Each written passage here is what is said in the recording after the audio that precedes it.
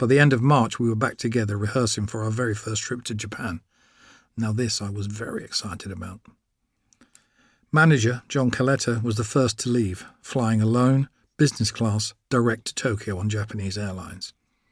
They were the only airline allowed to fly over Russian airspace, and he was there in a matter of hours. Now it was the band's turn. We flew from Heathrow in an old 747 with Pan American Airlines, all points east around the world, picking up passengers all along the way. First we stopped in Frankfurt, then Bahrain, Delhi, and then Hong Kong, before at last limping into Narita Airport in Tokyo. It had taken 24 hours and much of my excitement had dissipated. John Coletta had been in Japan for a few days by that point and was refreshed and free from jet lag. He had the front to meet us as we landed, looking very relaxed with a sly grin on his face.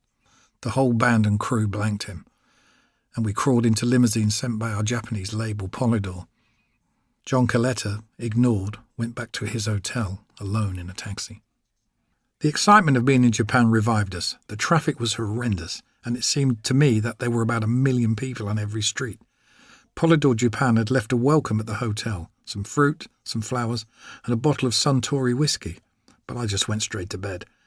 The first gig was on the 11th of April at Yubin Chokin Hall, Tokyo, and I'll always remember it. To see all of those faces here on the other side of the world from my home, singing songs I had written in a tiny English village of Chetwood, really moved me. The 900-strong crowd went crazy, even with the guards knocking them back to their seats. It was a great start to the tour. Polydor reserved a very traditional restaurant where we had to remove our shoes and sit cross-legged on the floor. Unlike most tourist-friendly places, they didn't have wells to lower your legs into.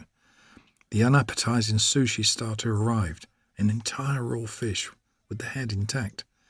Mickey was served at least half of that head and looked less than impressed. Winding him up, I said, "You got to eat that, or the Japanese would be mortally offended." "You fucking eat it then," he said. We travelled on the famous bullet train to the great industrial city of Nagoya, passing the magnificence of Mount Fuji, half hidden in frothy white cloud with its peak covered in snow. The train times were precise, and the guard made a deep bow when he entered our carriage to tell us we had arrived. You don't get that on British Rail. Nagoya was a tough, busy town, and the crowd were fantastic, and it seemed that Whitesnake would be an instant success in Japan. The magnificent medieval city of Osaka was pure shogun country. I wondered how they built the old castle into the granite rock. The boy from Buckinghamshire was a long way from home, but he was in the band that took Tokyo. We played to around 7,000 people in the capital alone, and a total of 12,000 people over the 8-day tour. I was moved by the appreciation when I tried my best to speak Japanese.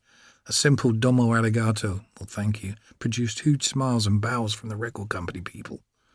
Polydor gave us gold discs in Japan that may not have been for genuine sales, but it didn't matter. It made us feel special, particularly Mickey, Neil and myself. The success in Japan solidified the band. Ian Pace and John Lord were on top form, and David endeavoured to make sure that the rest of us were always included. In truth, he didn't need to, but we appreciated the gesture. I guess it reminded him of his first Japanese visit with Purple. Much of the credit for our first impression had to go to Deep Purple, because they had been so huge in Japan. David, John and Ian were returning to former glories, but Mickey, Neil and I were the new kids on the block who worked hard and found our own audience very quickly. I reflected on the trip on the way home in that old blue and white Pan Am 747.